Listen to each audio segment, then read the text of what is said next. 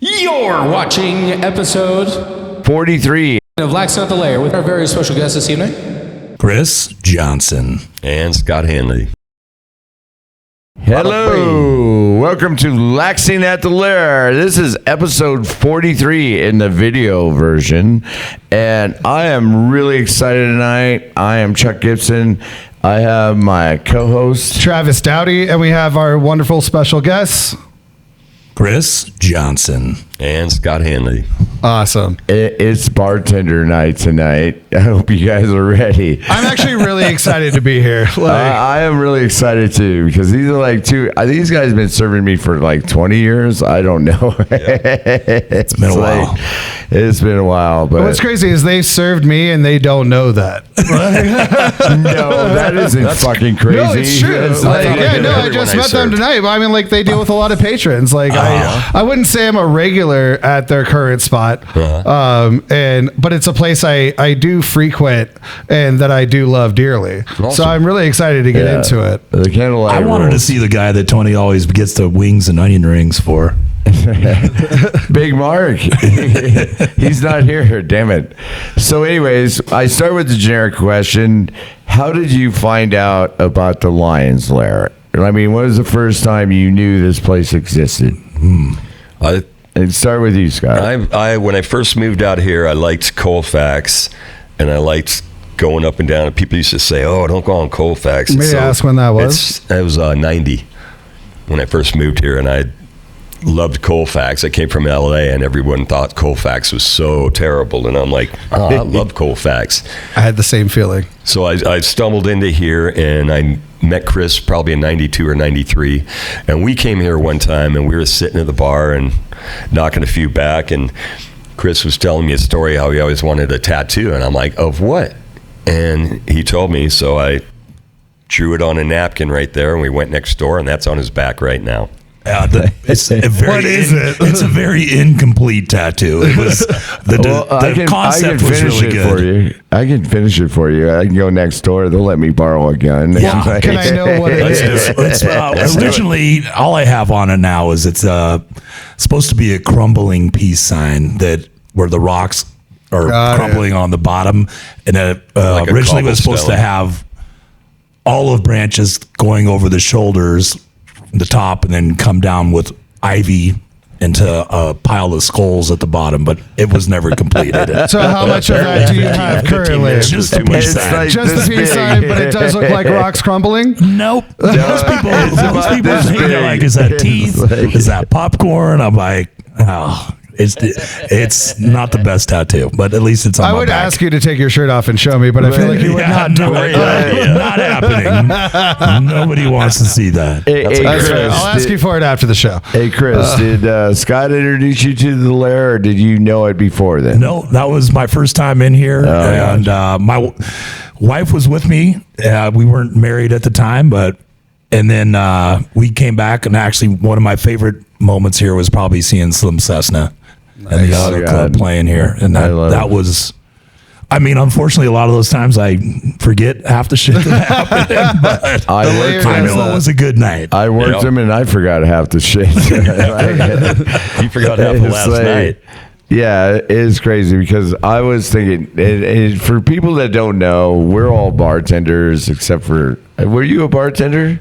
No, but I have been a doorman or bouncer in multiple locations. Never had like a super regular gig, but I'd work events for different bars or different events and things like that. So I do have front of door experience and have had to jump behind the bar to help people out from time to time. Yeah, you've experienced it. I started bartending in 93.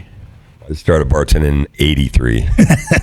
1983. Yes, that would be with a 19 in front. Was that here in Denver? Or? No, I was in LA. Yeah, I grew up out there. I moved out here in 90, and me and Chris have been working together off and on since 93. So I have to tell you, I had a very similar experience to you. The first time I came to Denver, it was like my first place I stayed was just down Ray Street here, and then I hit this intersection. And I just like went, I'm home. And I hadn't even been into Lair yet, but just the vibe of what Colfax is in this section of Colfax, I just went like, oh my God, I have to go everywhere. Like I feel so attached to this place. It's old but new. It's thriving. It's going. Like it's a happening place, but it's a mix of history and Good new food, people good coming bars, in. Yeah, just the right seediness, you know. Oh my exactly. gosh. The Candlelight.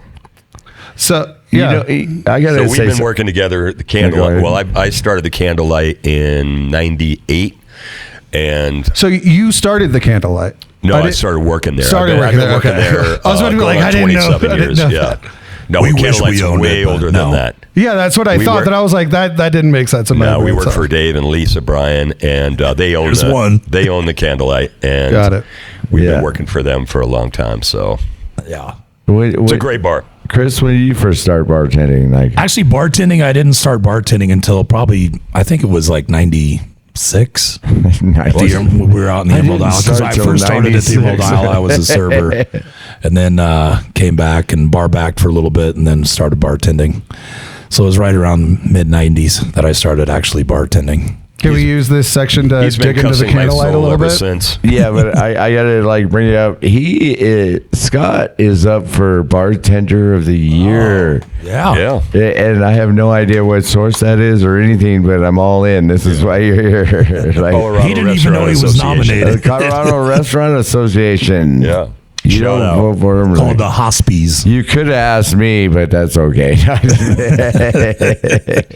Right. My name wasn't on the list either. I'd love to ask a few questions about the Candlelight itself and then your history with the Candlelight, if that's okay. Yeah, go away, man. So I guess where I would like to start is my context with the Candlelight and then kind of dig in from there. So like I've only been in Denver for 5.5 years, but the Candlelight was a recommendation from a friend being like, all right, you love Lion's Lair, Squire, all these places. It is a great neighborhood, awesome hang with one of the best burgers and most affordable burgers in town as well. And it just has great Good-looking energy and has that and incredible bartenders. And like, it's just a place that like, you know, good people find good people is something I believe in. Yeah. And Candlelight is a place for good people. Surrounded. And so that's my context for it, of like when you walked in those days, what was it like then? And do you feel like the overall energy is still the same despite the kind of changes that have happened? I mean, it's changed a lot over the years. I've seen drastic changes. I mean, from when I started there, it was not Lion's Lair, but it was, it was divey. Yeah. Let's say that. You know, there were a lot of fights and stuff like that. I feel like because it rocks we've- that line of like, it has the positive dive qualities, but is very much a neighborhood spot. Yeah.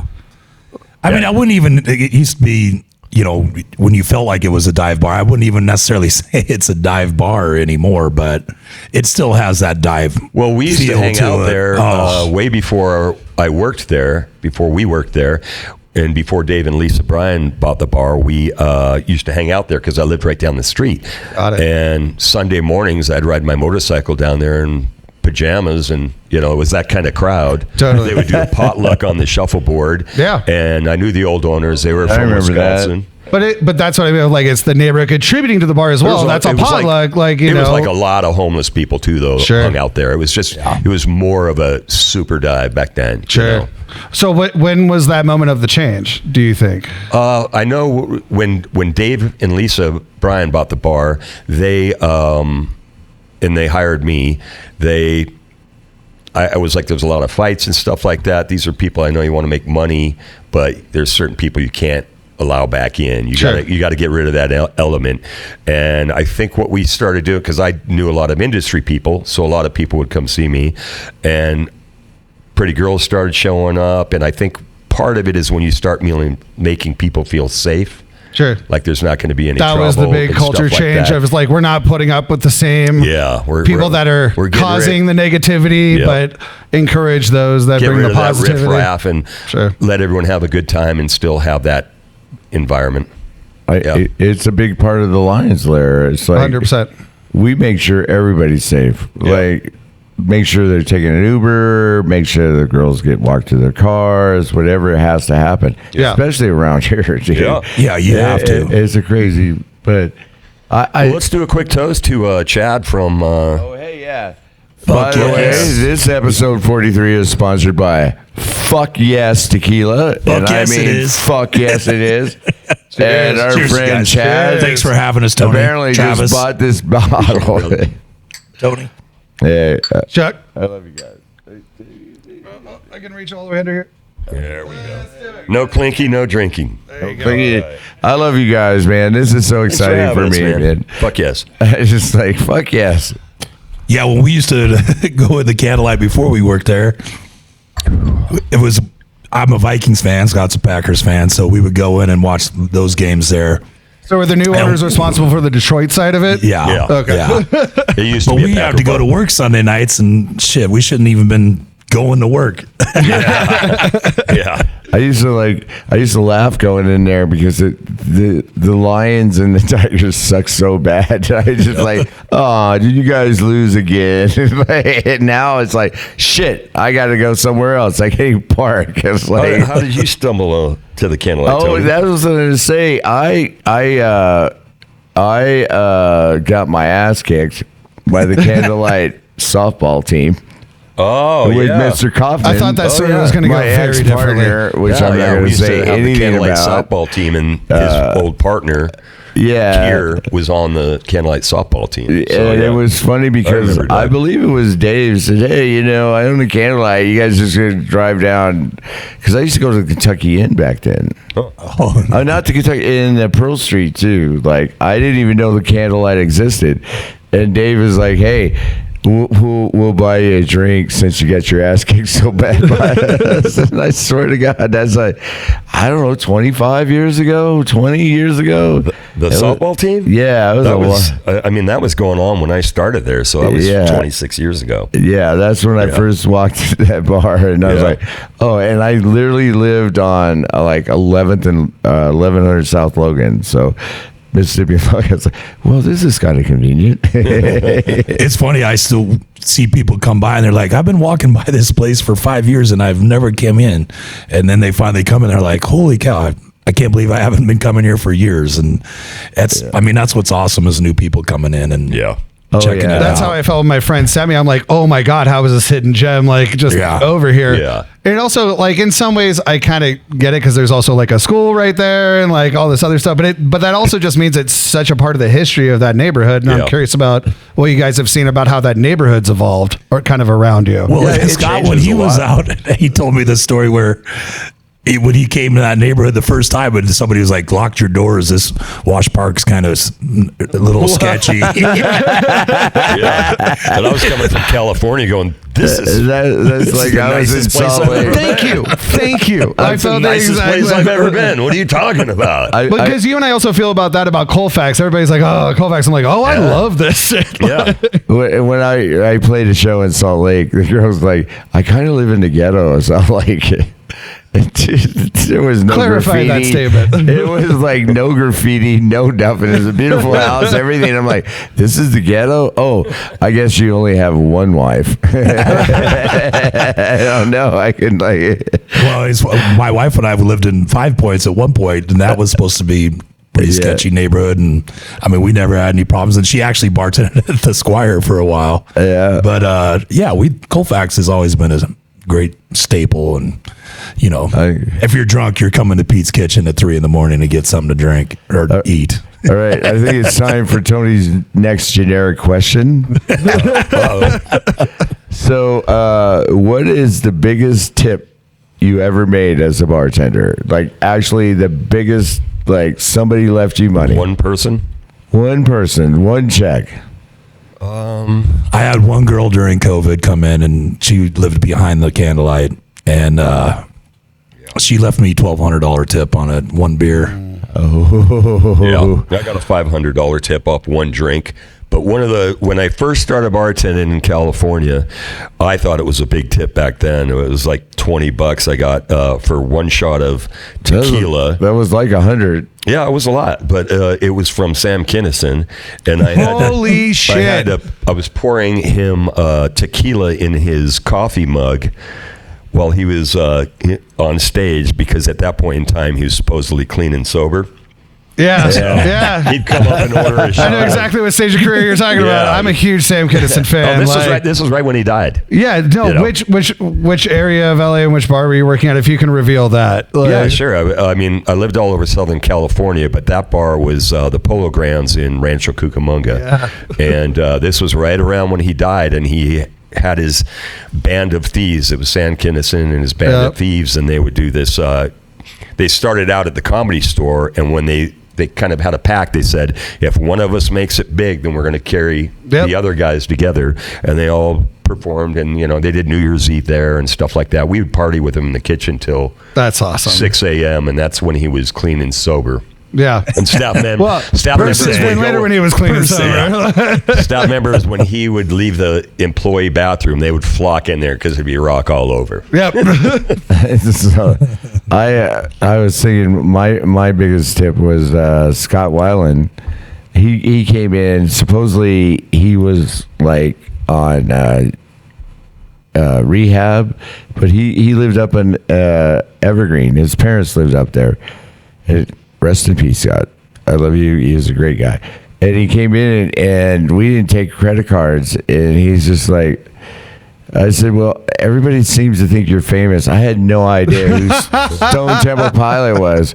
But I'm like, if you sign this tab, I'll run you a tab. And he was ordering triple shots of Jack and Coke. Triples. Every bartender, you can only pour doubles, but it's like you get a double shot here. You're getting fucking huge, like you guys, same shots. We pour the same. What year was that? Oh my God, that was like, I don't think I owned the bar back then. That's what I was gonna say. Because you bought this in what, 93? Credit cards or anything? Yeah, 93, 94. Because you would have known who Scott was probably by 93, 94. But he's like, hey man, I promise I'll be back next Thursday. Because Boyd Rice that was in his heyday then, right? Isn't that around when they... Yeah, by 93, 94, they're in their heyday, so it must have been before that. If Tony didn't know him, and Tony knows everybody. So 90... music, he knows music. Exactly. And he said, I'll be back next Thursday. And I'm like, well, I got your autograph. You don't pay. I'll let everybody know on the fucking planet you're a cheap fucking asshole and shit. And he comes in, I swear to God, he pulls out like a wad of hundreds and hands me like 5 of them. He's like, hey, will that cover last tab? And he hands me 2 more. So I think I made like a $500 tip. Do you still have a receipt? I wish. God, I was an idiot. I still didn't know who the hell he was. Like, I would have taken it just in case. That's true story. He was amazing. On stage and sing some Black Hole Sun or anything? Or? No. That's the thing is, it must have been before barely the were first even album doing release. bands back then. We were doing bands on Sundays and Fridays, I think, back then, and that was it. Did he play that night, or was he just hanging out? Because he said he was in rehab. He was in rehab. Yeah, so that's he took a cab. Yeah, so from Evergreen that's post to the being Lair. a thing. Yeah, and then he's like, "Oh, you don't take credit cards?" I was like, "No." Damn, that's fucking Is that nuts. the most famous person you've had in here? Or? No, Joe Strummer. I would have to say from the Clash. I think you told me once, Tony, too, you that you had X and those guys in here too, didn't you? Yeah, and also the fact best that was Steve Buscemi. Steve Buscemi, that'd be awesome. The fact that the White Stripes isn't even making the top of his list is upsetting. Now here's the thing: he kept ordering Rolling Rock and tipping me $5, and I'm like, "What the fuck, dude?" He's like, "I tip." He's like, I own bars. And I'm like, you haven't seen Reservoir Dogs? I'm like, no, dude, I don't even know what the fuck you're talking about. What? You've never seen it? No, because his entire argument is scene where I don't tip. The opening scene. Oh, I love it. Actually, he owns a bunch of bars in LA. Like he saved them. Like Trey's Lounge is a bar. He's all about old LA culture and things like that. Yeah, Steve Buscemi's all about LA culture, and it helped a lot of the businesses over there stay afloat during the pandemic and all that. Oh, that's awesome. Can I use tipping as like a segue real quick? Bukowski thing about it. To not necessarily talk about tipping, but it's almost an element of you guys have been bartending for a long time. I'm a person when I walk into a new place, especially the Lair or the Candlelight, and I want to become a regular if I live in the area, or I just like want to be treated like one if I'm hanging out. Yeah. What are kind of like your tips? Mine, just as an outsider, is like, one, you tip well. Don't be extravagant and showy about it, but like you're constantly tipping Fair. well. Your pleases and thank yous. You be polite. Don't be a dick, and kind of be surprised what you get in life. And I'm just curious about like, what do you look for in a customer that wants to like kind of get into the inner circle of whatever bar you're working at the time?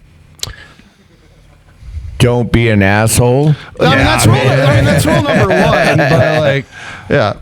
That's what I'm talking about. Being up your pains, pal. I don't necessarily expect and anything. Of course, of course you want to have because that's good how tippers, I roll. but I mean, it kind of comes with that. I've had customers that I've taken care of that. Hey, Rich, don't only serve tip this guy 15%. number 2. Sure. But I mean, they're regulars, and I don't expect anything. Personally. Yeah, I'm talking more like before that, because once you have that relationship, you can deal with the ups and downs of life and whatever. Yeah. But like, I feel like kind of setting that tone of like, I think you got to be to me, you got to kind of be a cool person, not just be there a lot, but Exactly. I'm pretty good at like sifting through the bullshit. Yeah. And I can sense a dick a mile and I away. guess that's what I'm looking for, is like, what is kind of your sifter that you put them through? Yeah. What is that filter that you're putting people through? Like, what are you looking for? What are let's keep it on the positive end. Let's stay away from the red flags. What are like the positive ends of things that you like about your customers that come in? Yeah. I mean, for me, one is like good conversation, and I don't care what industry you're in or whatever, but somebody that wants to chat and have a couple drinks and just be cool and not be pushy and not So I feel like with this new generation, because they're so anti-talking on the phone and things like that striking up a conversation with a bartender seems like them being rude. Yeah. But conversation is invited as long as you're not slammed, kind of thing. Like, absolutely. Yeah. I mean, even when you're busy, it's okay to try to do that. But yeah, and a lot of the times we are too slammed, and it is it's nice when we have kind of a slow night and we get to talk to people, and people are like, oh, you're slow, you get to talk to us. I'm like, yeah, it's kind of nice once in a while. What night is that? Not around the candlelight. It's that first 30 minutes. It's that first 30 minutes opening. Yeah, like, exactly. I just want to say that That's a great question, though. Yeah. Patience is like, if you see a bartender that's really busy, please, dear God, do not grab us. Right. And just understand that we're working our way to you once we say, I got you, Yeah. But I think if you have a lot of patience, and bartenders really appreciate that. And, Yeah. instead 100%. Goes a long way. Exactly. Boom. That's what I would say on the patron side, because back and they're trying to get your attention. I've If taken you want to to the piss bar. Scott off, just whistle. For real. Oh my God, whistling is the worst thing, because I've taken people out and they're like, oh my God, how are you getting super quick service or whatever? You shut the fuck up. Yep. You say please and thank you. Try to start conversation when it seems appropriate. Stand at the right point of the bar. If you see a flow, commit to the flow. Do Right. not try and go out the flow. Stand at the try to get to the well, not the farthest Exactly. part away. Yep. Get in the well. If you see people gravitating towards it, Are it's you there from for Texas? a reason. Yeah. Say please and thank You're you, and from then once Texas, you're at aren't the you? end, maybe they'll give you a little extra. Are you from Texas? Yeah, people One of from my Texas, favorites, they somebody always like whistled just to jump in John, front of the they're line, like, hey, I'm first. No, you're not. Now Somebody you're whistled last. Scott. He's like, do I look like a fucking German Shepherd to you? I was at a bar in Seattle. You guys might appreciate this. I was at a bar in Seattle where, there's the line at the well, and there is this lady who is clearly probably about 62 years old. Her name is Irish Deb, and this is a downtown bar in Seattle, a little Irish bar. And it's one of those, she's expecting you to be, on your shit. And there's 4 people in front of me. All of them, she's like, what do you want? To go, and I just look at her, can I please get 2 shots and 2 beers? And she goes, yep, got you. Skips them. Complete. Just know what you want by the time you're at the well. 100%. Yeah, have your money. Otherwise, you're wet. wasting everybody's That's the time. worst. Hey, what are you guys having? I'll skip past you. 2 beers, 2 shots. I'm like, how old are you? 2 beers, 2 shots. Who orders I love like that? make me your what are you Well, I mean, I drinking? told them I'm like a specifically shot what I of wanted, but tequila. Yeah. and a fucking Tony. That's what I always throw in the grammar and Yale. I'll break you in. You got to try the Tony. The Tony. The Tony has gotten me in trouble. When there's like some like young kid and they're like, "Can I get a Manhattan?" I was like, "Is that what your dad drank?" Grandpa. Your grandpa. Dude, somebody just ordered that from me the other night. But Scott had a great idea yesterday. He's like, I'm going to come up with a drink called the Yellow Belly. That way, when people order a Yellow Belly, he's going to make up a cocktail. What is in it? Because kids these days, they always come up with like a funny nickname for their. I'll have the house red for the Budweiser. And you're like, what the hell is that? Oh, it's a Pabst Blue Ribbon with a shot of Jameson. Do you know where you are right now? Like, couldn't just say that. I have my next generic question after we do this shot. Cheers. You got a shot? I already Tony, did my thank shot, you, man. but This is really awesome. I really enjoy this. Yeah, it brought to you by Fuck Yes Tequila, Chad. Our buddy. I'm all right. Yeah. Thank you, Chad. But anyways, Here's the Lions Lair, and here's the Candlelight Tavern. Yeah. here's the Denver, man. Yeah, here's the Denver. Let's Kicking ass. What is the dumbest question by far you've ever been asked as a bartender? Come on, dude. Still one of mine. I mean, really, I've had some really fucking dumb questions. So, I had one actually the other night. This gal ordered a cheeseburger, and then she's like, we also have chili. And she's like, do you have chili? I'm like, yeah. She's like, instead of potato chips, can I get a bowl of chili? I'm like, get the fuck out of here. No, you can't. I'm like, it's a 50-cent bag of chips and a $5 bowl of chili. No. Yeah, that's what I do every time. It's probably the most annoying one. Can I substitute my celery for a pitcher of beer? Right, exactly. I had a girl like a couple months ago, can I get a banana daiquiri? And I'm like, wait a minute. I got to go to the store and get some bananas. Oh, shit, we're out of daiquiri. It's not going to happen. Like, yeah, do you see a freezing machine anywhere in here? A banana daiquiri. I'm like, really? You just ordered banana daiquiri in the Lions Lair? That's awesome. Actually, the funniest thing I heard the other night was this gal was in and she's asked, Scott's talking to her, and he's like, what do you do for a living? She's like, I'm on your dad's dick. Oh, my God. What? I was like, we looked at each other. We're like, what did you just say? Right. Like, I was like, do we hear you wrong? What do you do? But for yeah, a you living? can't What do you order do at a for your bar living? She's for like, shit. Your dad's dick. I'm like, what the hell is? What just happened? Right. You had to double check and be like, did she say your dad's dick? Because I remember in like my 20s, there was like shots like, redheaded slut or surfers on acid. yeah. But those have been around for a long time versus like, you can't make up new names for old shots. Like there is a language that is spoken in places like here or in places like Candlelight. 100%. And you can't bring club talk to a place like this. You have to learn the language. Well, the one thing that really bugs me to this day is like, there's a martini, and a martini is a martini. Yeah. And just because you put something in a martini glass does not make it a martini. Correct. That's a glass. It's like if you put piss in your cookie jars, that's not called cookies. Right.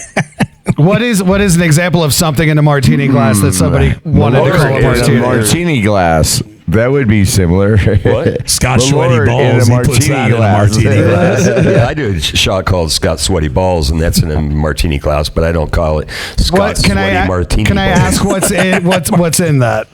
That's actually, it's a really fun cocktail. People come in, on their birthdays and stuff like that. It's basically just Stoli. It tastes like Hanley. Hey, Rich. No, yeah, because I used to do stuff. It's made more for the 21-year-old like kind of crowd, or it's more for girls because it's Scott Sweaty Balls, and I make them say, "Don't you just love Scott Sweaty Balls?" And and they do. I want to know what the drink is. It's Stoli and what? I call it the double dip. Pineapple juice, peach schnapps, and I shake it hard so it froths up. Yeah. And then I take grenadine and I write an S on top, and it floats on it. And it's just pretty. That's a great fun drink. Yeah, absolutely, it is. And it's also definitely made for like 22-year-old women, like for sure. Like, but even you the have older to have ladies, that. like, Yeah, absolutely. A group of 6 girls come in. They're like, "We want a Scott Sweaty Ball." That's great. No, I love that. That's fucking awesome. I gotta stop this for a second. Hey, Rich, can we get another round up here? Another round we're like of what? bartenders. Scott Sweaty Balls. Shout out to Rich. He's doing a great job. Oh, Rich is. Rastaman. Yeah. I always like, hey, you got Jamaican bartenders. I'm like, really? I don't know. I guess we do a Rasta, huh? So let's move on to the next standard question. We've got limited time here tonight. Tony, I do want to ask you, didn't you tell me the Smothers Brothers lived above here at one time? No, it was at the Satire. Oh, Satire, that's what it was. It was a Satire. All right. I doubt anyone watching this knows who the I know exactly who the Smothers Brothers are. Because you're a yo-yo fanatic, but nobody knows who they are anymore. You gotta be hilarious. We went from the biggest, what's your favorite joke? The biggest tipper. I like the Let's yo-yo. do the absolute fucking worst customer you ever served. The worst customer? I would say The absolute motherfuck, he's back. Can I put a qualification on it? Okay, let me put a qualification on it. I mean, you can't quite throw him out because there you go. Let's get a qualification on it. Yeah. But you really want to. Every time one of those walks in, I go, hey, put Chris, his name out here. there. Yeah, he does say that every time. Edwin knows. Hey, your bee's here. I don't know I don't really have somebody that I hate the most, but because they've been 86. yeah, I would say maybe rephrase. What's a good justice story? They know who they are. That's absolutely true. If I raise my voice, you know who you are. I have people that actually bang on the window and look in. I'm like, no, get the fuck out. Have you ever seen me raise my voice? It's not pretty. Person with Marty. But one of the like we're talking about people you don't like. Probably the craziest thing I've ever seen in the bar was I walk up to this guy at the jukebox. I'm like, you need to get the fuck out of here right now. He's like, what? I go, get the fuck out of here. He's like, why? I'm like, because your dick is out and you're pissing on my jukebox. Legitimately pissing on the jukebox. Yeah. That's actually, I think, the context I was trying to change it to. Is like, he was like, well, what's wrong with that? I'm like, what, do you hate country music? Where do you think you are right now? Right. I literally had an old guy who was really trash. He had like an oxygen tank, and he was right by the waitress station. And I'm like, hey, man, I can't serve you. He's like, you ain't going to serve me? Well, I just got to piss. And he just fucking started pissing in the fucking trash bucket there. And I was like, on the other side of the bar, I'm like, well, how do I stop him? Like, what do I do? Like, his drink. That's how. Let him get it done. It's one of those things of like, I hope I never use it, but I hope I have the confidence to have those kind of balls one day of just like, fuck you, but never use it. You know what I mean? Like, but just I know what I'm about, and you can't do anything about it. What goes through somebody's mind sometimes? You're just like, holy cow, man! Because I'm the most polite person of like, stability is a thing. It's a lot. I can't even go 2% of that. They're mentally instability and then we're serving them alcohol. Yeah, and then we're like, let's feed the fire. Let's see what the fuck this is gonna happen to. What about you, Chris? What's just an iconic one that you can think of? That's probably the better way to put it. Yeah, iconic. Of what? A wacky customer? Just like an iconic, like a worst customer, bad customer, epic customer. Maybe. This happened. Yeah, this happened. Give me a this happened and moment. this happened. Oh man. I mean, honestly, I don't know. I'm trying to think of something just for me personally, but it's actually my favorite story is probably Scott's worst week of his life. Oh, that's a doozy. Yeah, okay, now we're in. That's a doozy. 4 things happened in span of 7 days that I was like, this can't be real. And I'm still alive. But as far give us a couple of those. I was hoping you bring this up. Okay, so 1 week. This is back in 01. There was scuffle in the bar. This guy went home, got a gun, came back, and I got shot point blank right here in the belly. At the bar? Yeah, Holy at the bar, hell. Candlelight.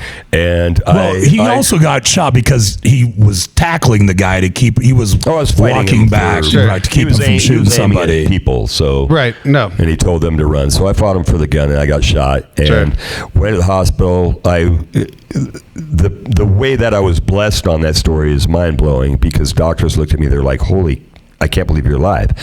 And I literally walked out a day later with 2 Band-Aids, one here, one here, It was just a through and through that missed. through and through, and it went right through everything. Didn't hit anything. Wow. I mean, everybody jokes because your liver's right there, and Yeah. they said, "Oh, your liver's like a rock," and it bounced right off it.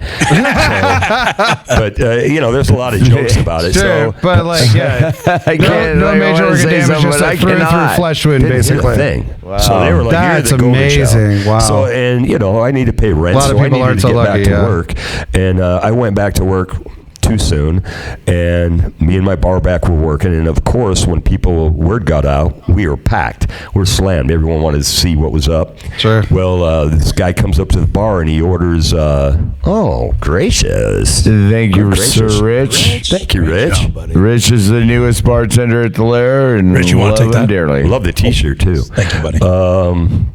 So anyway, I come back to work early, and the guy comes up. He goes, 2 Coors Lights. I'm like, $4.50. Here you go. Boom. He shows me his badge. You just served a minor because he was with a younger girl. Oh no! And we're packed. This was before the that's Candlelight like- You got sniped by the ATF. Yeah. We're packed because everyone wanted to see that. We didn't have door people back That's then. the worst You thing got ever. stung by Balls the to the ATF walls. on Yeah. that shit. Vice, Denver Vice. And fortunately, Or Denver Shane, Vice. the owner, was sitting right there. Dave Bryan was sitting right there, and he was, he was like basically, give us the fucking ticket and get the fuck out. Right. And so that was 2 in like 3 days. And 2 days later was our golf tournament, and I'd already paid for my entry fee. But you And- can't swing with stitches like that, No, man. you sure Like, he can putt. No, but I paid, and he was in it. And I'm like, hey, I'm still going to hang with my homies and have Okay, a few fair enough. cocktails. Sure. Mix it up with your oxys and have a few cocktails and just putt and have fun, right? Sure. So, In a team situation, sure. Sure. So we go back to the Candlelight for a couple We're not hours of dead free yet. drinks, and someone smashed out the window of my brand new Durango that Dave and Lisa helped me buy. Smashed out my window and stole all of our clubs. And Except for mine, I took mine out.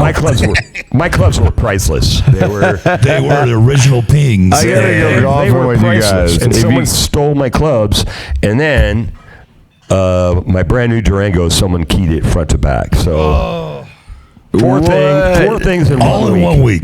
And I remember going to the Cherry Cricket when Chris was working there, and one of the managers looks at me and she's like, "Don't touch me." Oh hell no! I'm running the hell away Hey, from you. Who are you? What did you But do they usually wrong? run in threes, and you would hit 3 by that That was point. 4. Like, that was 4. But- Shit. Yeah, you're right. I just want you to know, like, you brought up another thing. It's like you have like these crazy things that happen. I remember a fight was breaking out in here, and I was taking care of it, and this guy just pulled out a gun and put it on the bar. You need it?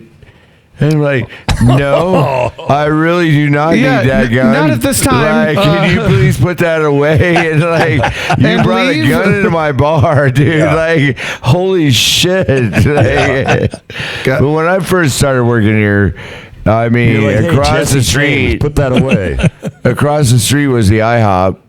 And it was, the Bloods were on this, my side of Colfax, and the Crips were on the other side. And they would meet in front of the fucking IHOP and have shootouts. There'd be an ambulance out there. And then the city made us all get cops. So we used to have a cop at the door. Oh, yeah. So we had a cop at the we door. had that There for was a a cop while, at Walgreens. There was a cop at IHOP. Everything. And I'll never forget Marty the cop. Love you, Van Hover. You're an amazing guy. And he's like, it's awesome how you know their names. I don't want to mention them because they. He was the one that was assigned here. Clearly, he lives in Nebraska. He's taking care of his dad, and I fucking love the hell out of him. Word. But he's like a cop, and he's like, "Hey Tony, you got to go into the bar, into the bathroom." I'm like, "What's going on?"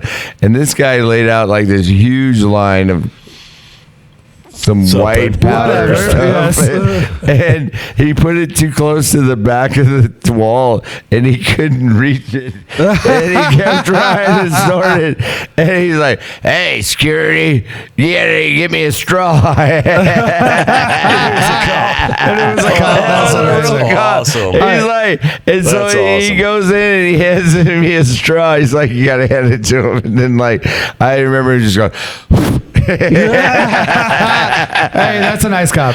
That reminds me. There's a couple. That could have turned completely different. There was this like plastic thing full of stuff, and he dropped it in the toilet and flushed it. So, yeah. All right, again, nice cop. So Chuck, we only have about 10 minutes left, so we got to kind of. I do have one story to tell about the Candlelight. Since you it doesn't matter now. Okay. But I remember in the early days, Scott and I working, and both of us were in much better shape and skinnier back then. But shit would happen at the Candlelight. Is that Rob Scanlon? Hey, I used to look like them. Holy shit!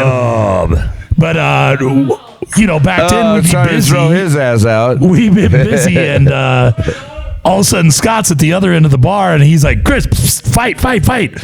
And pool tables are the worst. That's where all fights start. And so he goes over one side to the pool tables. I go over to the other side by the shuffleboard.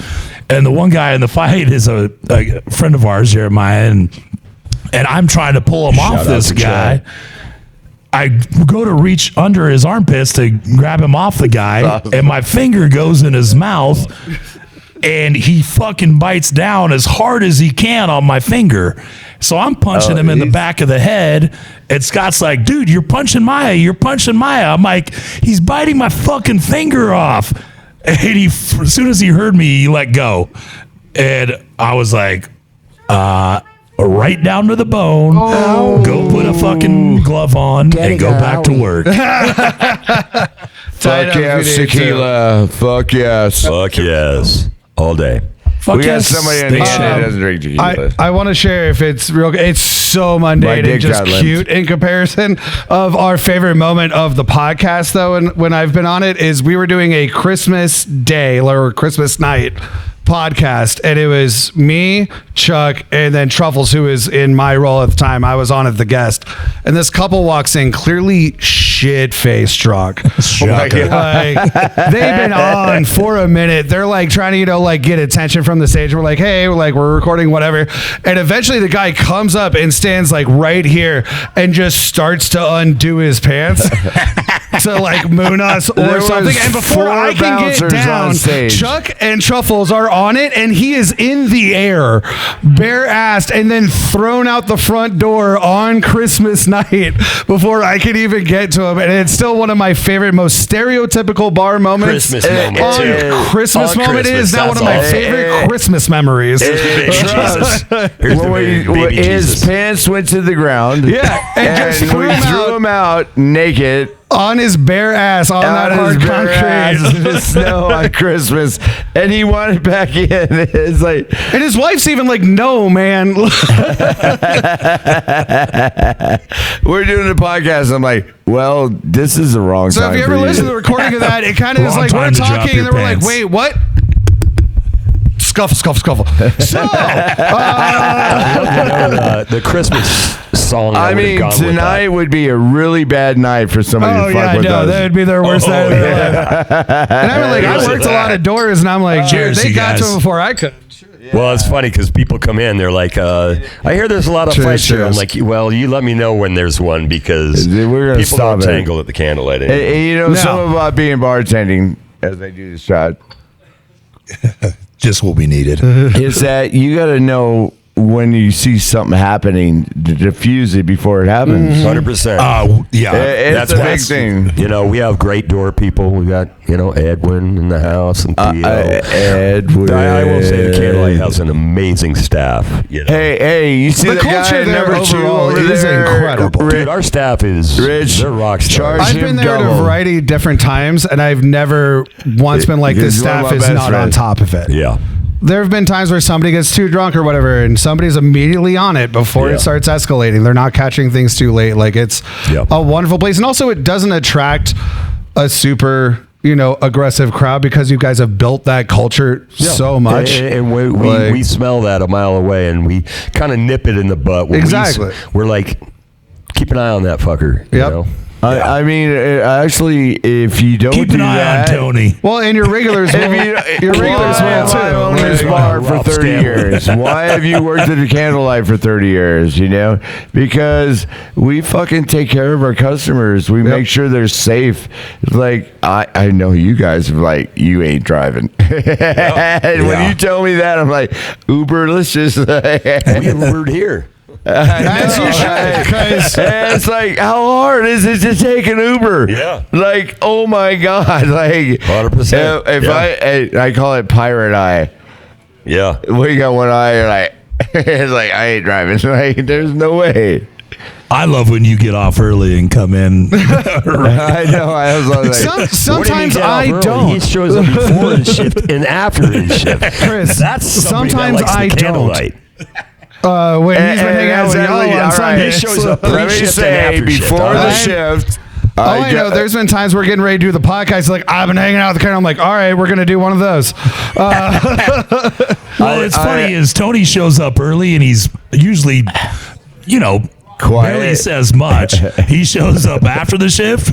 Oh, Blah, blah, blah, he's blah, chatty blah. Cathy. Oh, yeah. Oh, yeah. But it's funny because I just hope he's just not I talking just shit want about everybody me. to know out in Never. podcast land that I show up to the Candlelight. I have a beer and shot, maybe a couple, and I tip heavy. Yeah. Because it's good karma, and I know that I am gonna go to work, and then after work, if you guys see me, it's usually I'm like, God damn it, the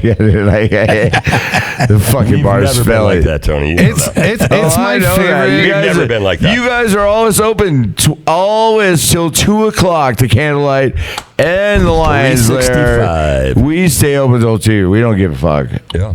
That's funny. People are like, what days are you open? Or like every day of the year. Every day of Even the year. Christmas? I'm Yes. like, every fucking day.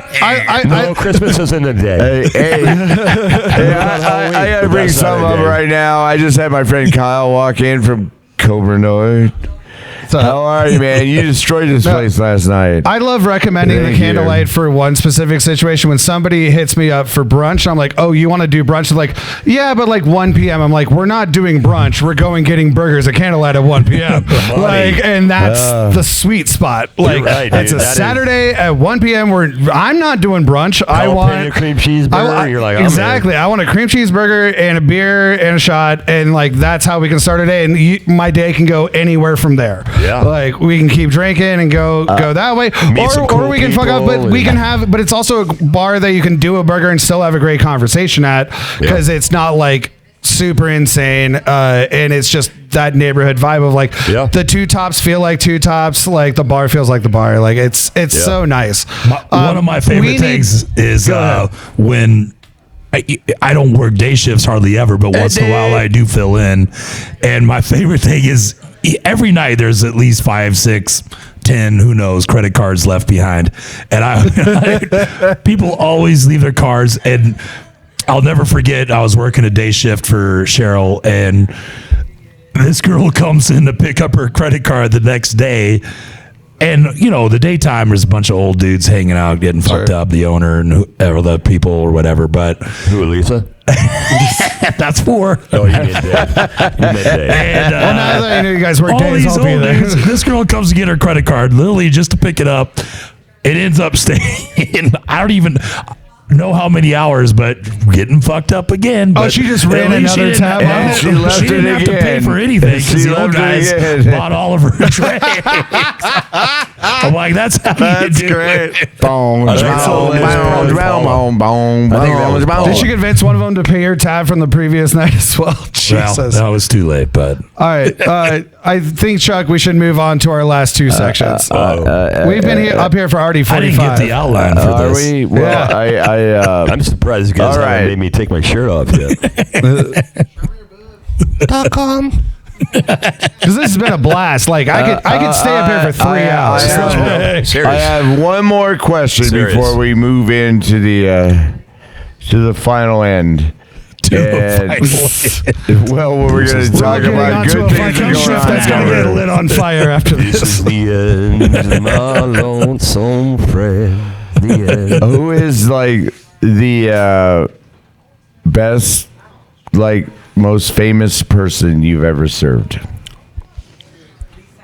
Oh man, Scott and I worked at the Emerald those are Isle. famous, We used to by the have way. a lot of John Elway Foundation did his golf tournament the Thursday night before there, so there was tons of sports stars that would come in there that you would never get to meet other than being there. So I mean, Elway and Jim Kelly and Bobby Brister, all those guys, baseball, football, didn't matter. One of my favorites, in the Candlelight. One of my favorites that I think at the Candlelight that I see is John Pankow. John Pankow is kind of a character actor, not a lead actor, but I totally know who John Pankow is. His brother started Chicago. The band Chicago. And he comes in every once in a while, and he I didn't know he was in there. awesome. Yeah, his daughter. He's a true character, bro. Yeah, I love good he's character actors like the that. Candlelight. That's awesome. I hope I run into him sometime. Let's make that I happen. wish I'd run into him more often. Last time Scott saw me, ran into him. I drank at the Let's do Kentucky another Inn. shot and go knock on his door. I know where he lives. Yeah, it's post podcast. We'll do some handicap. I've had a... I don't want to bother him. No, I respect him so much. I don't want to bother him like that. No, he's fine. I mean, I've been in places where like I waited on Francis Ford Coppola once. I worked at a place where Burt Reynolds used to come in, but I wasn't. Only girls were allowed to wait on him, but we'd see him there. But see a lot of famous people. You don't really know he was gay. I did see Janet from Three's Company, and she was not nearly as attractive as you. Not that she was that attractive to begin with, but in person, I was like, yee. I've got two. When I worked at the Palm, Warren Buffett, the Palm Steakhouse, Warren Buffett sat at the bar. Oh, that's you never told me that. And we have the same birthday, so I asked him, I'm like, what are you going to get me for my birthday? Power move. It's really unfortunate that people don't have the same sense of humor as I do. Right? He's just like, what? I'm like, go back to Oklahoma. Go buy another company. One time I had Meg Ryan come up to the bar during one of the Emerald Isle things. I'll have what she's having. She was hot as crap, and she walks up to the bar. I go, did anyone ever tell you look, and she's already nodding. I go, you look just like Diane Keaton. And I walked away. Yeah. I respect the hidden joke and move. She asked for my number. All right. So we're going to move on to phase 2 because this is what Laxin on the Lions, Laxin at the Lair is all about. Ladies. Is like Laxin. the good things going on in Denver. Yeah. So, Mr. Travis, do you have anything good going on in Denver? I have a ton of things, though I think the first one we want to highlight first is the mutual project with our friend Jennifer Levine. Yes. Because I just want to make sure, like, even if I just run this section, it's fine. I want to hit Halloween up top Halloween next Sunday. Yes. Halloweeny. So Halloween is going to be a basically block party without the streets blocked off of this section of Colfax. We have multiple businesses involved, Portical, Purple Haze over there. Us, it's all women centric. It's all Halloween. We're going to have food vendors. We're going to be interviewing an incredible band that night. We're going to have women tattooing. Yep. Next door, we're going to have Pizza women vendors that are going to be blowing. Maybe they can finish Christian's tattoo. blowing glass. Actually, straight up, man. Or at like least book the actually appointment. blowing it.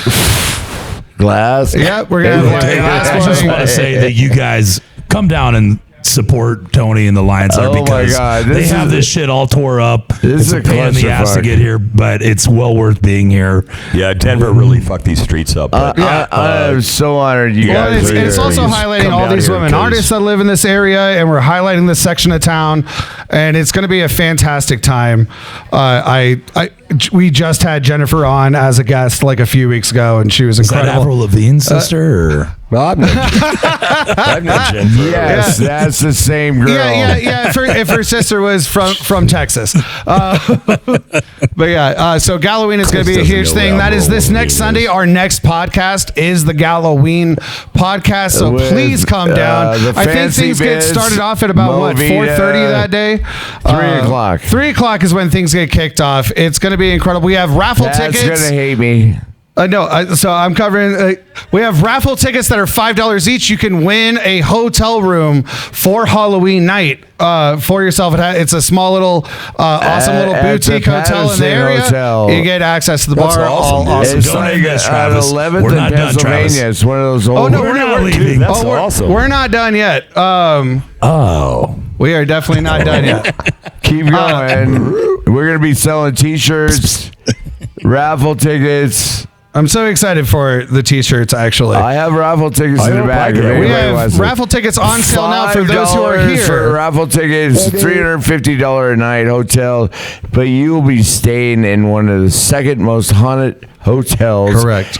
In Colorado. Come Second? on, dude. Let's do the next podcast there. Oh my God. Well, Dude. I was going to call at the end of this that this is only a part one because I want to hang out with you guys. No, I want to do this again, but that would be money. Scott's like, let's get a room. Yeah, but I mean, it's $5. You pitch in $5. Yeah, you got a $5 chance raffle ticket. to get a hotel room and the An most incredible haunted, second most haunted hotel in Denver. On Halloween night. It's beautiful. night. It's on It says 11th the guy. and Penn. It's one of those big Unfortunately, mansions. we have to work. They have a bar. They have a bar. do you have the underneath. night shift? People have a job. Do you have the What night shift that is night? Halloween? I'm pretty sure it's a Friday night, right? Yeah. God damn it. It's a Friday. Because I am going to a I concert don't that have to night, and work. then I think I'm going to come to you after the Who concert. are you going to see? I'm going to go see AFI. Old dark punk emo I band. see. Cool. Also, I want to give a shout out to a new theater that has opened in town that is promoting good art, good bands, good shows. It's called Ballyhoo Table and Stage. They are up in the Highlands area. I am friends with. So the guy that's the new GM was one of the awesome old bartenders Federal, or- at Cap City Tavern that just closed down. Okay. And this is his new project along with the Where's it owner. It is actually I would love to give the address for those listening. It is trying to be supportive. it is 3300 Tejon Party Street. foul. 33 Taylor. Yeah, 3300 Tejon. There's a spittle The in people aisle that run that 3. are amazing. They're just getting up and running. I need They're another like drink. they were shooting for their grand opening the week before Halloween, reach so out. they are We'll brand new. all try to support them. They have some awesome burlesque shows going on all throughout Halloween. But you're going to see theater, you're going to see art, you're going to see comedy. gotta It's a come here great for flexible burlesque. space. Tony, can I do a shout out? Hell yeah, you can do a shout out. I have a 22-year-old that plays in a band, and he's Yeah. playing October 25th Where at the at? High Dive. It's death metal, so Fuck push yeah. it, plugs in. HU, you can mention. Oh But shit, I just Cronus mentioned HU. Compulsion. Go see. Please say it one more Zach time. Johnson. One more time. What's the name of the band? What's the date? Cronus Compulsion, October 25th at the High Dive. Hey, we're actually will really probably good be there, friends 'cause I'd with love to High see that. Dive. Like, I love that's those awesome. guys. You like death metal? Oh yeah. His son's awesome. I listen to everything. That's cool. He's right. amazing. And High Dive's such an iconic venue. So And George Cessna works Richard, there. I dropped my drink and I need a new one. Just let you know, and I might last be time doing I- another shot. last We've come to the We're point on of the the last show. section, Chuck. We've come to the point of the show where they get to ask us a question. Any question they want. Could be Oh, group, shit. could be individual, or you could And opt we're out. it could be both of us, individual, but any question. We will try to answer it as honest as possible. Oh man, I tried to think of something good, but oh my God, I'm trash. You gave me too much fuck yes. I will be Ubering to the Candlelight. Tony on some I'm music. gonna be Ubering to the Candlelight. Let's try and stomp Chuck on some music. Let's go. Yeah. Well, that's what you said you wanted to do. You're like, ask me any question you want. Any question. I wish my wife was there because she knows the music way better than I do. Oh, it doesn't matter about music. Talk about anything in life. Whatever you want to talk about. Shoot out a question. Tony, where did you start bartending? I actually never even heard that story. Actually, I don't know the first place. Laughs. Now that I'm thinking about it, I don't bartend. I started in 91 at the Boulevard Inn. Where is that? It was 8th and Colorado Boulevard. yeah. And the guy was mafiosis as motherfucker. So over by like, I mean, I'm telling you, he had bullet wounds and there was bullet holes everywhere in that place. where like the sidecar is, or where? Yeah, where Right the there? boxcar, whatever that place is. Yeah. It's like the guy was such a fucking asshole, and I'm glad he's dead. Holy shit! I hope you flip in your fucking grave, you piece of shit. Wow. Damn. No drink, no shot All right, for that's a Tony. great First of all, We really appreciate you two for the sleeping First of all, capabilities. I'm serving drinks, and I look at the Jack Daniels bottle, and the label's worn off. Oh, we've all seen those. Travis. And then back then, I don't know if people know that back at 91, snobs was a huge thing, right? So What everybody was? was ordering like peppermint snobs, cinnamon snobs, whatever. Yeah. Margarita schnapps. All that. You're like, martini I came here schnapps. from California. I'm like, But we don't even know what you the fuck that is. cannot water down a shot of snobs, but he did. And That's he watered amazing. down like I went in the basement. And he had like this little tube thing where he was watering down all the drinks, and he's like, His grandpa used to do that. We worked for his grandpa. He used to do that. True story. Old bottles of vodka are just like super watered down Everclear. Oh no! Like, Customers like, this is not Grandma Ye. I just want Pete to know. but you're also You correct. piece of shit, I didn't know motherfucking till I asshole. tasted it. He took $1 off my pay because somebody broke a glass. Oh my god! He's like, you're responsible for that fucking glass. Was his name because you Brian? served For the patrons' glasses? Yes. Like, not only was I serving down watered down fucking peppermint And snobs, $1.93 was he worth like took me for $25 $1 for a broken glass. And those drinks were probably $2. Idiot, like, no, I don't know what it was. Those drinks weren't even $2 then. I just remember the Jack Daniels bottle. Yeah, that's that why I said was $1 worn for the off. glasses is worth like $25 now. You're watering down the cheapest shit. Not the expensive stuff. Actually, one of my That guy favorite was things. genius. Actually, one Do of it my with the favorite Grey things Goose, is our man. boss, Dave Bryan. We were like, hey, you need to order a case of pint glasses or a case of rocks glasses, whatever it is. And he's like, why are the glasses breaking? Glasses don't break here. I'm like, what are you talking about? And Hey, Rich, can he I takes get a around, glass please? and bounces I it off the dropped mine. I'm mats sorry. behind the bar. He's like, see, Chris, they don't break. I'm like, that's not the only fucking place they break. Yeah. bro. Oh my Do it God. from the customer I don't know side. what you're talking God damn it. about.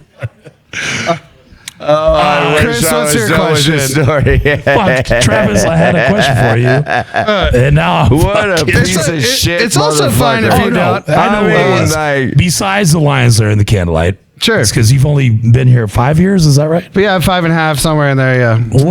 What other is your favorite part about Denver? Do you have a favorite bar? Other.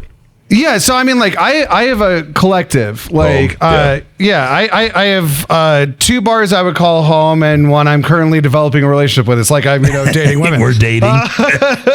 Candlelight is on my All list right, of ones what that whore bar I'm flirting are with you that I going need to actually Wait a develop minute, a you're relationship whoring with. yourself out to another bar. I mean, it's what fucking bar that Well, is. it comes down to this of like I love Fuck yes, history tequila. and I love old dives. Like those are I love neighborhood bars. I love old dives, places where there's the real culture. You can have a conversation, like you said.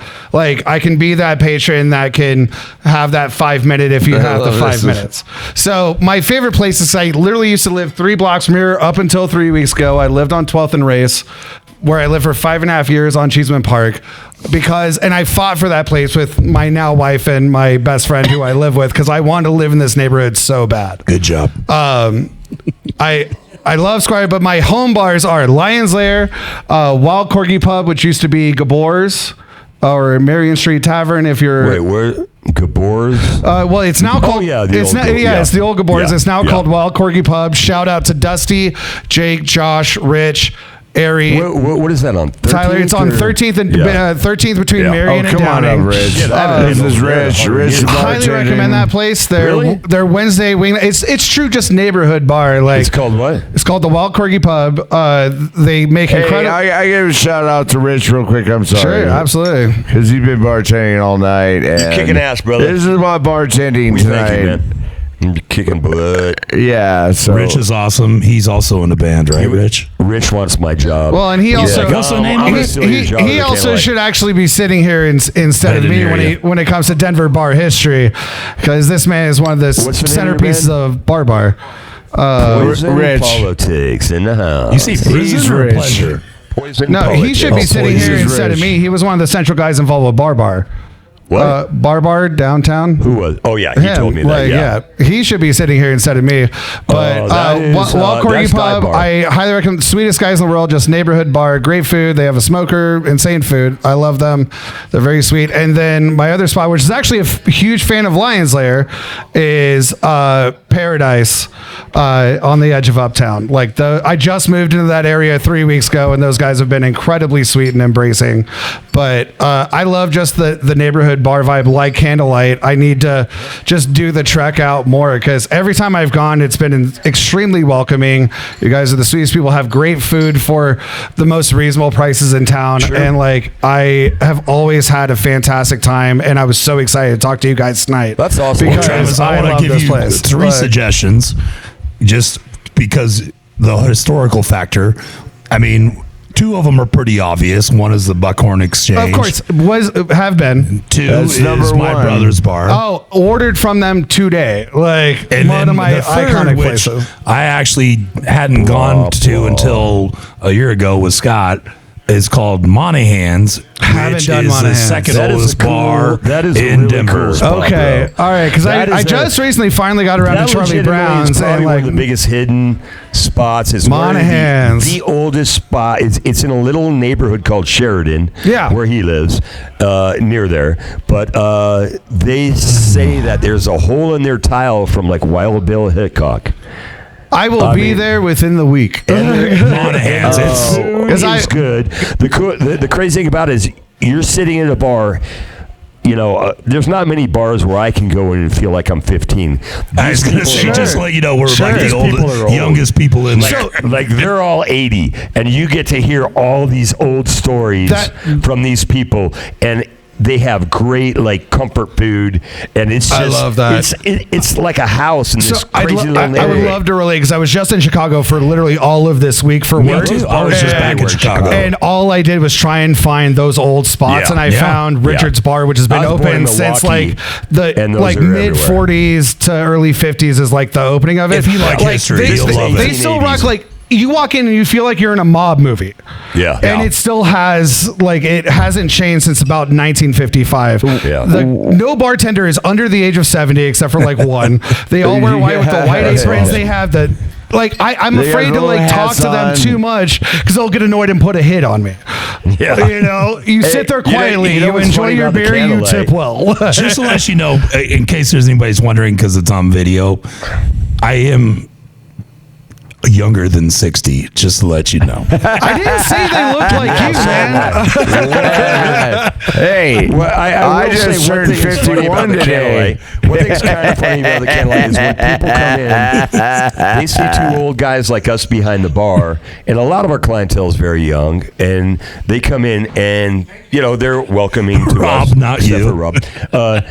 They come in, and it's got to be kind of, there's not a lot of bars you go into Denver, and you see two guys that are, probably you mix their ages up. They're probably 160 years. I thought you said tubby. And they're probably I'm 500 honestly, I'm the guy that walks in and goes, yes.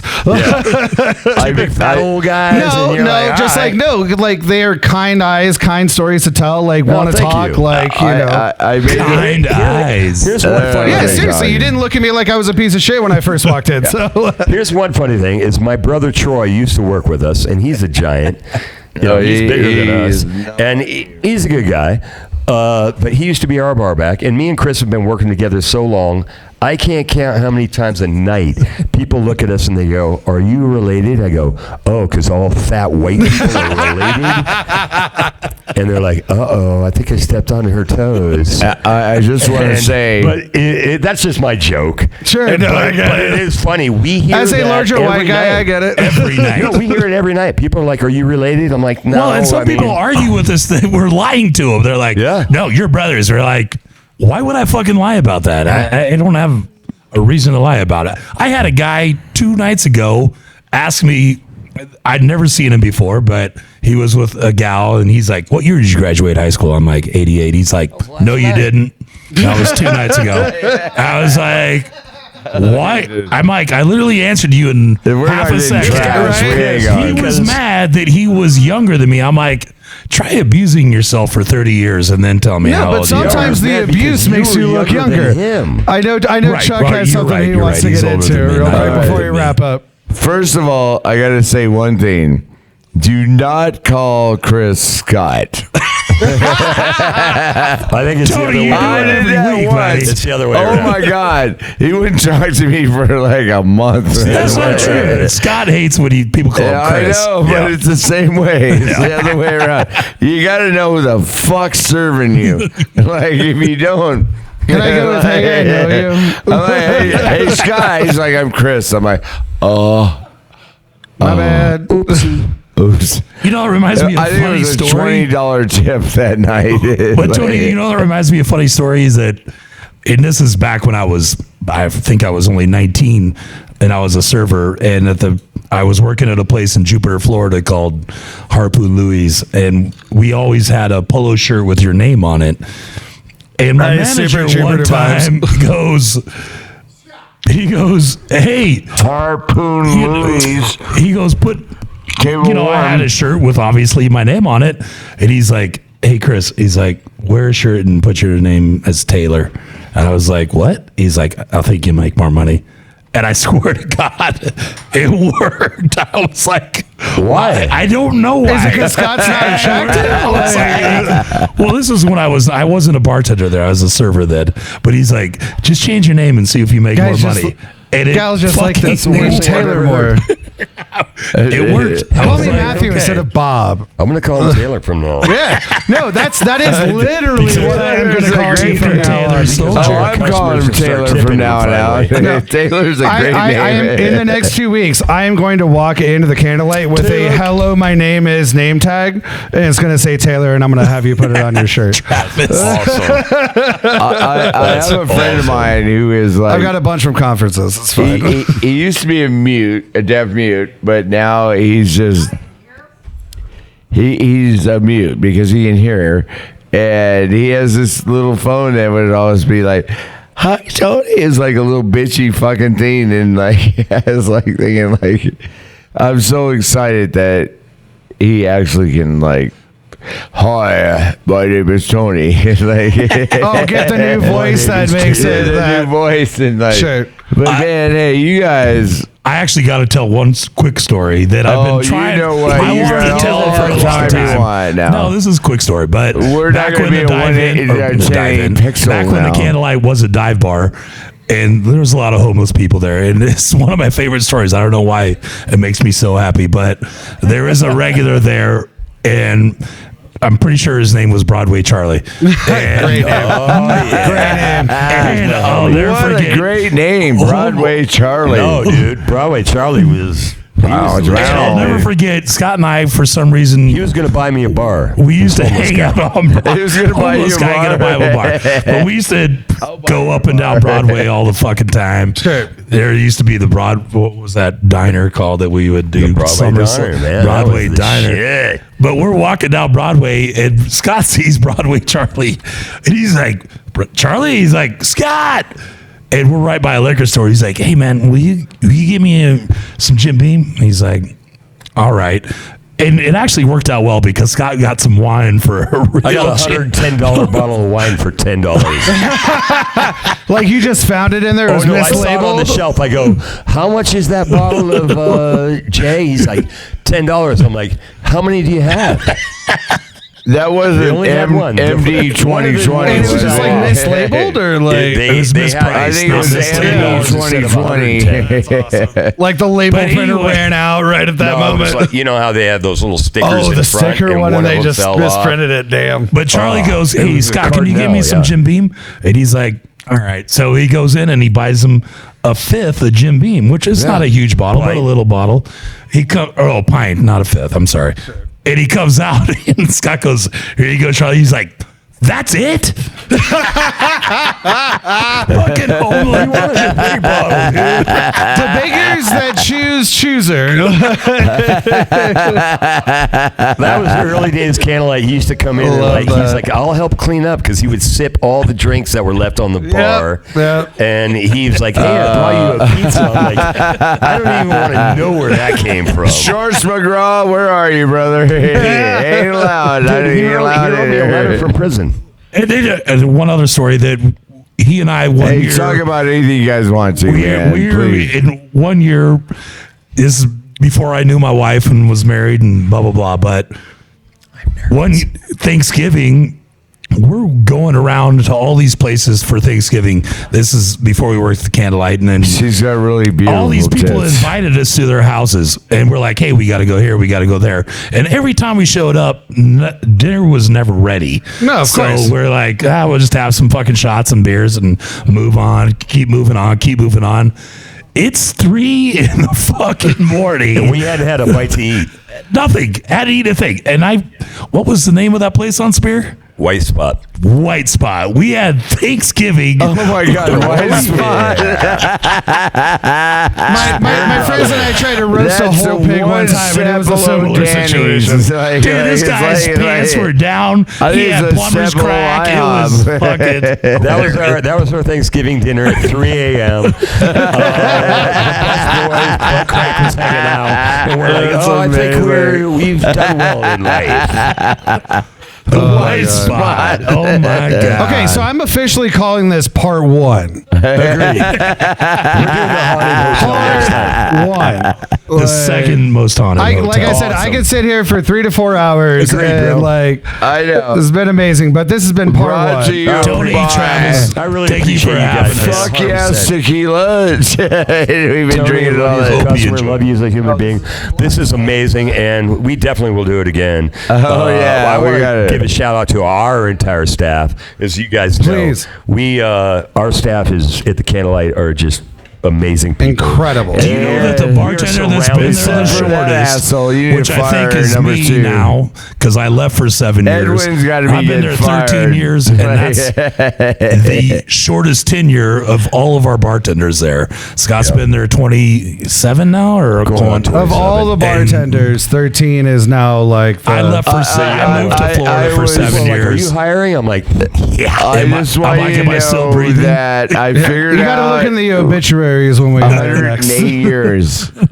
108 Tony just said he did years. the math. He said it's 108 years right here. 108 years we've been bartending, motherfuckers. Oh, You get drunk? I still I'm pretty haven't hit fucking trash. Powerball. I will not be driving. Damn, and Chris still can't I make just a want you to martini. know that I will not be driving because I had so None much of us fun. will should be do a shout out to driving. You know, we should do a shout out to Uber because I think that company is really, or those companies have really helped us out. a lot. Lyft Yeah, that guy's broke. Yeah, he's I mean, making if I no didn't money. have Lyft and Uber, I'd be under. Well, I mean, like, I would have sold the fucking bar. cabs were resistant to taking cards, and that people created a across whole the issue. street, they're fighting for their lives. So Actually, Tony, that reminds me of a hopefully quick story. So keep going, man. All right, you have 1.5 more. I have a quick story about. This is back when Scott and I worked out of Aurora in the Emerald Isle, and I have this guy show up on a Harley Davidson. Wait a minute. Fucking hammered, and he was with a girl. She disappeared, and he's fucking laying on the bar. I'm like, dude, I'm like, hey, bro, wake up. Yeah.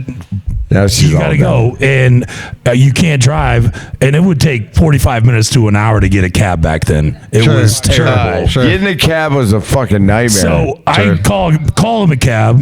They finally show up 45 minutes later. He does have a sweet Harley, but he wouldn't get him in the back seat, and he's like, I'm not leaving my fucking Harley here. I said, hey. His name was One-Eyed Pete. I said, I'll put it in. I'm like, hey, I know him. I'm like, I'll put it in the foyer. You put it in the bar. I'll put it in the foyer, and it'll be fine. He's like, I'm not leaving my cab in back and forth until I call the cops. Sure. Cops show up. I tell them what's going on. This is back when Aurora was apparently pretty cool because they fucking followed him home on his motorcycle. The cop drove the motorcycle? No, they drive the motorcycle and followed him home. I was like, are you shitting me? I've heard other stories of the opposite of like, hey man, we know you're not there, but like, just so you know, I'm in your rear view mirror the whole time riding your Harley. Oh, he's got a couple of those stories. Yeah, I'm sure he does. It's Tell never him the happened. Candlelight story. Jesus. What? Chris's first shift at the My Candlelight. very first shift at the Candlelight was, obviously Scott and I knew each other. Patrick, can we cut this to like 45 minutes ago? But Dave, He was guest bartending. so this is I awesome. was working their Christmas party, and that was my very first time working at the Candlelight. And back then, Dave Bryan and his ex-wife, Lisa, Brian. that's 5.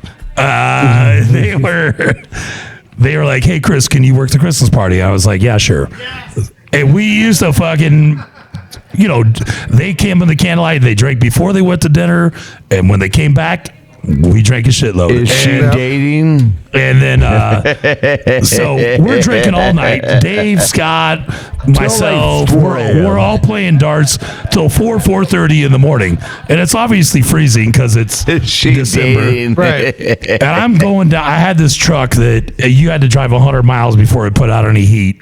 And so I'm going down Emerson, and I'm probably going 50 in a 30 or something. You're being nice. And I see two cop cars piece of shit. flying up behind me from quite a ways back, and I was like, "Oh fuck, I'm screwed." I'm going to jail. And so I just pulled over and waited for him to catch up. I was like, "All right, let's do this." Commit to it. Yeah. Catch up, boys. I pull over, they pull up, and he's like, "You're in an awfully big hurry, aren't you, son?" I was like, "Yeah." I'm like, I didn't know I was going that fast. I'm like, I'm just trying to get home. It's fucking freezing. Call the donut shop. He's like, "Where are you working at?" I was like, That's where I was last night. So they're like, "Where are you working at?" I was like, "Well, I was working at the Candlelight." They're like, "Oh, Scott's not working?" I'm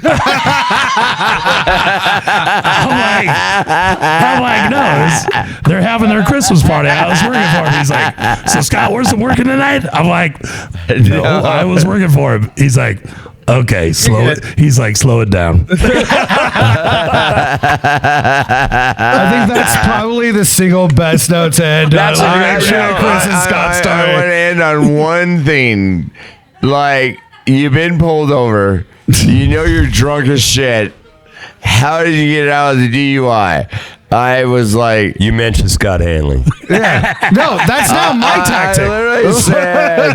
I said, I haven't had a drink in 6 years. Actually, Tony, I was trapped. that reminds me of one more story. I'll be quick. Oh, no, keep going. Back when you said you had cops working here. You got everybody laughing your ass off here. We had cops at the Candlelight for a while that worked the door. And I'll Noise never violations. forget, we'd get people out of there, and the neighbors hated how noisy we would get. And the cops wouldn't fucking do shit Fuck about him. it. And Scott goes out there and he's like, "Hey, don't know. I know his name. I don't want to say it because he's still active. Sure, of But course. he And said, I said, hey, bro, you need to quiet these fuckers down because there's 100 people out there last call and the neighbors don't like our noise. You're being paid. And he was just sitting there munching on some licorice. And I'm like, hey, bro, you need to shut these fuckers up. He's like, well, what do you want me to do? I go, give me your gun and badge and I'll fucking show you. Give me a bullhorn at least. I swear to God, I hope he's not listening. If you are, we love you. and he's also the same guy that Pussy motherfucker. I came in one night and we were so slow. And Lisa's like, tell the guy that we don't need him tonight. And I was like, he showed up and I was like, hey, bro, we don't need you tonight. He's like, all right, pay me. And then I'll get the fuck out of here. He's like, I get my full pay whether I'm here or not. And then we're like, okay, you can stay. We'll call your landline. And hey, Denver Oh cops my are God, awesome. I love that shit. Oh, landline. Hey, Nobody you knows know, what that it brings is up anymore. a fact. Like, I've owned this bar for like 30 years.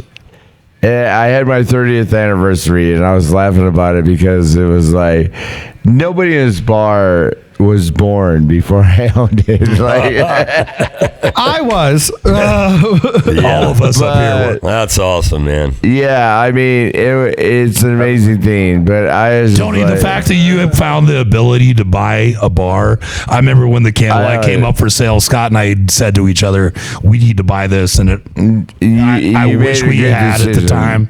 I wish we had the Maybe. capability, but I'm super proud of what you've accomplished here, man. You've done a great job, and Yeah, I'm it's trying to awesome that survive. you're successful and doing a great job. The Lion's Lair and the Candlelight are two institutions True, bro. that, Yeah, and I just think I want to tell and they both need to of be you. treated as such. Thank you so fucking much for doing this, because it's like we got to help Denver. We love this shit, man. You know that. This is all about Denver. Yeah. And people don't understand. If you want to see it. Scott's first acting gig, it's in The Omen 2. Oh shit! We're talking about that off mic. I was an actor. Because like I've been in a couple I know movies. y'all are bartenders and shit, but I do have an 8:30 a.m. job, so we do have to wrap this up at some fucking point. All right. I love you, Chuck. Catch us on episode. This is part one. This is part one of a multi-part 44, series. not 4.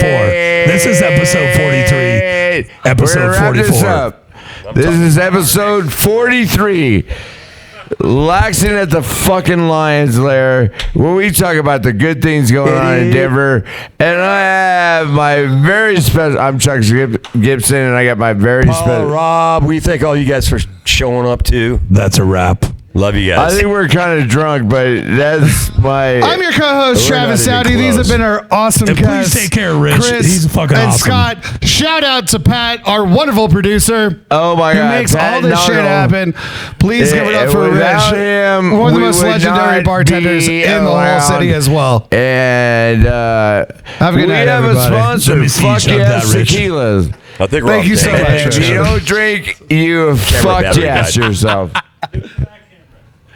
Oh, He's I didn't know we had Yeah, the another other one. one's If been you dead don't for do like it- 35 minutes. I'm trying to think like, if you don't drink fuck yes tequila, you are fucking dumb. I would like, Denver I would like If you to. don't do fuck Chuck. yes tequila, Hey Chuck, can I call? I'm trying to make money. How to end this? I would like to give a round of applause for the entire Lion's Lair staff, the Candlelight staff, and everybody who's working through this show right appreciate now. that, We're Y'all- all trying Thank to you, Travis. survive. We're trying to survive. You all do incredible cool. work that And Pat make Nagel. people like me happy. Pat Nagel is our engineer. Without him, Patrick, this would great job, never buddy. have ever happened. Thank you all so much. All right, thank you, everybody.